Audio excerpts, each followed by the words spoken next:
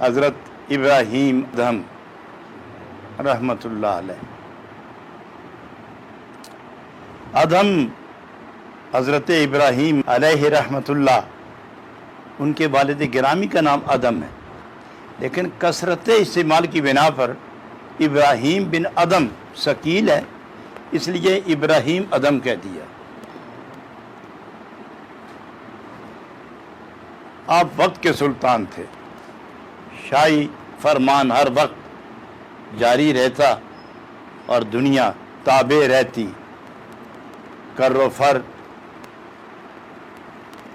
شوکت و جلالت، دبدبا اور طمطراق ہر وقت قائم رہتا، دور دور تک آپ کے حکم اور فرما روائی کے اثرات ہر وقت سوار رہتے۔ ایک وقت ایسا آیا کہ اس دبدبا اور جلالت حکومت کے ہوتے ہوئے ذکر خدا میں کمی نہ آئی، طلب حق میں فقدان نہ ہوا، دنیا کی عمارت و دولت نے یاد محبوب کی تڑپ میں کمی واقعہ نہ کی۔ پچھلا پیر تھا رات کا، تو آپ شاہی تخت پر بیٹھ کر اللہ اللہ کر رہے تھے، تو چھت پر سے آہٹ آئی، چلنے کی آوازیں آئیں، تو انہوں نے اتنا پوچھا کہ کون ہے چھت پر؟ تو جواب دینے والے نے کہا کہ اس چھت پر اور کوئی نہیں، مسافر ہیں جو اپنے اونٹ تلاش کر رہے ہیں۔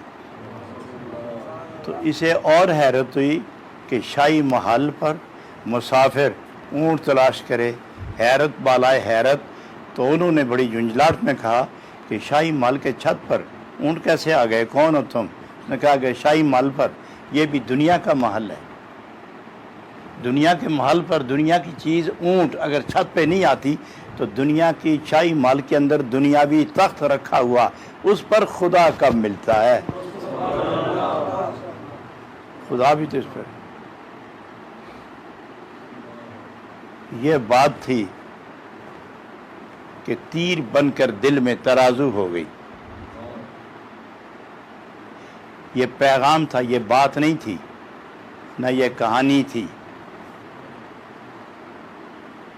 نہ یہ دنیاوی شور و شغف پر معمور ایک قصہ تھا۔ اپنے سچے طالب کو رہنمائی کا اور مقام وصل اور پہنچنے کا دستور پڑھانے کا پیغام تھا کہ کیسے ملتے ہیں ہم، کہاں ملتے ہیں۔ گویا اس میں پیغام تھا اس اپنے طالب کامل کو کہ جو طلب حق میں مکمل ہو چکا تھا۔ یہ بات سنتے ہی حضرت ابراہیم شاہی تخت، راج و بخت، تاج و دبدبا چھوڑ کر صحرا کی طرف نکل گئے۔ علم نہیں تھا کسی کو کہ شاہ جہاں کہاں گئے۔ یہ وقت کا شاہ تخت و تاج چھوڑ کر گیا کہاں؟ وہ صحرا نوردی کرتے ہوئے، یاد حق کی مستیاں لوٹتے ہوئے، عشق کی تپش میں جلتے ہوئے، یا نام محبوب کی لذتوں میں خود را گم کردہ، قدم بقدم آہیں بھرتے ہوئے گزرتے گئے، اور آخر دریا کے کنارے بڑے اطمینان کے ساتھ بیٹھ کر حسب معمول یاد حق کی مستیاں روح میں سمیٹنے لگ گئے۔ صحرا چھوڑا، دریا کے کنارے پہنچے، وہیں فقیر نے اپنی کٹیاں بسا لی۔ کام کیا تھا؟ سوئی تھی، دھاگا تھا، کپڑوں کے مختلف رنگوں کے ٹکڑے تھے، اور وہ سینہ شروع ہوئے کہ تاکہ وہی توشک بنے، وہی لحاف بنے، وہی سرانہ بنے، اور وہی آرام کا ذریعہ بنے، گدڑی تیار کرنے لگے۔ اچانک ایک انہی کی جماعت کا، انہی کے حکومت کا، انہی کے مدبرین مملکت کا ایک امیر تلاش شاہ میں پھرتے پھراتے دریا کے کنارے آیا تو دور سے اسے ایک حرکت نظر آئی، اور اسے گمان و احساس ہوا کہ یہ کوئی انسان ہی ہو سکتا ہے جو پانی کی تلاش و طلب میں تھکا ہوا مسافر یہاں آ کے بیٹھ گیا۔ ممکن ہے اس کو ابراہیم بن ادم کا کوئی علم ہو، چلو اسی سے پوچھ لیتے۔ جوں جوں وہ قریب آتا گیا وہ وزیر تو اپنے بادشاہ کے روب و جلال و دبدبے کا تو اس کو علم تھا ہی، لیکن جوں جوں وہ قریب آتا گیا سانس کی رفتار تہ و بالا ہونے لگی۔ جب بالکل ہی قریب آیا تو اسے پتہ چلا اس کا چہرہ ابراہیم بن ادم کا چہرہ ہے، لباس کسی فقیر کا ہے، چہرہ ادم فقیر کا ہے۔ قریب جا کے دیکھتے ہیں، دیکھتے ہی پوچھا السلام علیکم، آپ ابراہیم بن ادم ہیں؟ تو انہوں نے بڑی بے اعتنائی سے، لاپرواہی سے سر اٹھایا، دیکھا تو واپس گدڑی سینے لگے۔ تو چونکہ وہ اپنی گدڑی سی رہے تھے، مگر کمال یہ ہے کہ جب وہ سوئی کپڑے میں جذب کرتے، نکالتے، کھینچتے، دوبارہ تیار کرتے، تو سوئی کی ہر حرکت کے ساتھ ان کے جسم کی 360 رگیں ذکر اللہ میں مشغول ہوتی تھی۔ کپڑے کے اندر سوئی کی نوک چبھاتے تو سارا جسم پکارتا اللہ، اور جب دوسری طرف سے باہر نکالتے تو سارے جسم کا بال بال ہو کے نعرے میں گم ہو جاتا۔ جو ہی اس وزیر نے اپنے شاہ کو پہچانا تو وہ اتنا جھک گیا کہ دیکھنے والا یہ سمجھے کہ سجدہ کر رہا ہے۔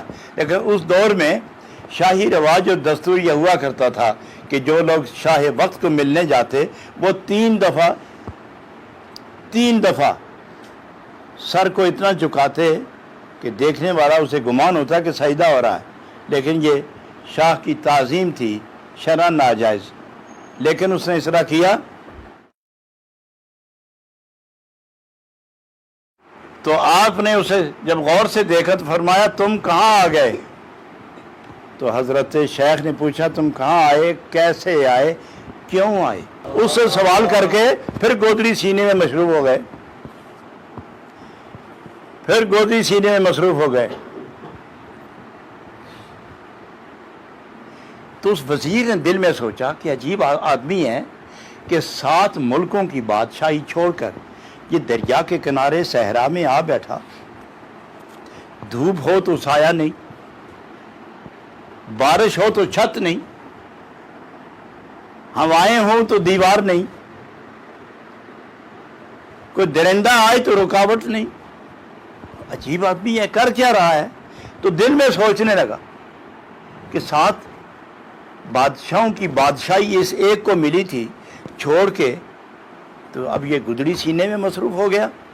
بالکل یہ عجیب، اس کی عقل پر اندھیرا پڑ گیا۔ وزیر اپنے وہم و گمان کی دنیا میں گم ہو کر اس کے متعلق از خود فیصلے تلاش کرنے لگا کہ عقل کیا جواب دیتی ہے۔ اب جناب رومی فرماتے ہیں کہ نگاہ اٹھائی ابراہیم بن ادم نے تو اس اپنے وزیر کے چہرے پر نگاہ رکھتے ہوئے اس کے دل کے اندر جتنے خیالات اور احساسات تھے اور جو نمودار ہو رہے تھے اور جو ابھی احساسات شبہات و خیالات میں ڈلنے لگے تھے، سب حضرت ابراہیم بن ادم نے اس کے چہرے پر پڑھنے شروع کر دیے اور ایک ایک وہم و وسوسے کا جواب دینے لگے کہ ساری دنیا آپ کا انتظار کر رہی ہے اور آج تک کتنا عرصہ ہو گیا اس تخت پر کوئی براجمان نہیں ہوا، کوئی وقت کا حاکم مقرر نہیں ہوا، کسی کو شاہ کا تاج پہنا کر شاہی دبدبے اس کے سپرد نہیں ہوئے۔ آپ کا انتظار کر رہا ہے سارا زمانہ، ساری مملکت، ساری رعایا اور تاج و تخت آپ کے انتظار کے لیے دل ہاتھ میں پکڑ کر بے قرار بیٹھا ہے۔ تو بادشاہ نے کیا کیا؟ شیخ نے بہت سمجھایا، اسے نہ سمجھا تو شیخ نے اس طرح کیا کہ وزیر میں چلتا ہوں لیکن عورتوں پر، مردوں پر، امیروں غریبوں پر، تندرستوں بیماروں پر، آزاد اور پابند بجولاں پر میرا حکم چلتا ہے، لیکن اگر کھڑے ہو کے میں بیل کو کہوں کہ پیچھے ہو جاؤ، مان لے گا؟ نہیں۔ میں گھوڑے کو کہوں کہ آگے آؤ، مان لے گا؟ نہیں۔ تو میں درخت کو کہوں کہ سایہ کرو، ابر کو کہوں کہ سورج کے سامنے آؤ کہ سایہ ہو جائے، تو مان لے گا؟ نہیں۔ تو فرمایا ایسی حکومت جو اتنی محدود ہو جائے کہ بجائے بغیر چند انسانوں اور چند غلاموں کے کوئی نہ سننے پائے، ایسی حکومت کی ضرورت کیا ہے؟ لو میں تمہیں بتاؤں کہ تم سب کو چھوڑنے کے بعد رب سے یاری نے مجھے کون سی دولت، مجھے کون سی حکومت عطا کی ہے، اب میں تمہیں اس کا بھی نظارہ کراؤں۔ تو شیخ نے گدڑی میں سے سوئی نکالی اور دریا میں پھینکی اور فوراً حکم دیا، بآواز بلند کہا، بآواز بلند کہا، اے دریا میں رہنے والی مچھلیوں، مجھے اپنی سوئی چاہیے، میں مچھلیوں سوئی لا کے دو۔ تو کئی ہزار مچھلیاں سونے کی سوئیاں منہ میں رکھے ہوئے دریا سے باہر آ گئی۔ تو آپ نے جب غور سے دیکھا کہ سب کے منہ میں سوئیاں ہیں مگر سونے کی سوئیاں ہیں، تو میری سوئی تو سونے کی نہیں تھی، وہ تو لوہے کی سوئی ہے۔ تو آپ نے ارشاد فرمایا مجھے یہ سوئیاں نہیں چاہیے، ایک تو اس کا استعمال ناجائز ہے، سب واپس چلی جاؤ، میری سوئی تلاش کر کے لاؤ، وہ کہاں ہے؟ یہ اعلان سننا تھا کہ سب مچھلیاں واپس ہو گئی اور ساری کی ساری پھر دوبارہ آئیں ایک جلوس کی شکل میں، تو ایک کے منہ میں وہی لوہے کی سوئی موجود تھی، تو اس کو پہنچانے کے لیے مچھلیوں کا ایک لشکر آیا اور بادشاہ کے ابراہیم بن ادم کی خدمت میں وہ سوئی رکھ کر واپس ہو گئی۔ اب شیخ ابراہیم بن ادم رحمۃ اللہ علیہ نے اپنے وزیر کی طرف رخ پھیرا، یہ بہتر ہے، اس کو وہ ملک حقیر ہے، وہ ملک حقیر ہے، وہ محدود ہے جو اب حکومت ملی ہے، جہاں جہاں رب کی حکومت ہے وہیں تک میری پہچان و عرفان کا سلسلہ جاری ہے، میں جدھر جاؤں اپنی مملکت کی حدود سے باہر نکلوں تو پہچانے کوئی نہ، حکم دوں تو مانے کوئی نہ، مانگوں کوئی شے تو دے کوئی نہ، اور اب جو میں خدا کا ہو کر خدا کی کائنات میں پھرتا ہوں، جہاں جاتا ہوں سب پہچانتے ہیں، جس کو کچھ کہتا ہوں وہی حکم مانتے ہیں۔